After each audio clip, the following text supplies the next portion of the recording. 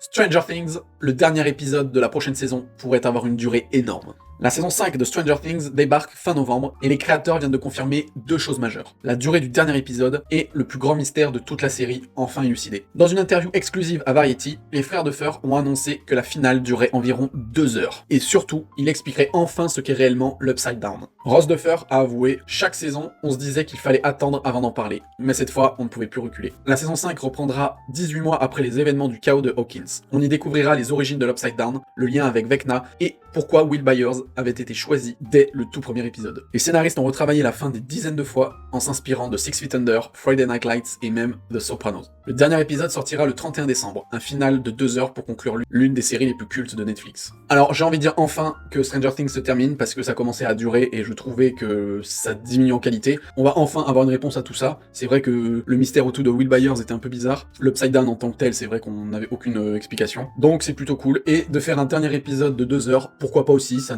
fait comme si c'était en fait un film quoi. Donc voilà, on verra ça devant nos petits écrans à la fin de l'année. Dis-moi en commentaire si le final de 2 heures te chauffe et si tu vas regarder la dernière saison de Stranger Things.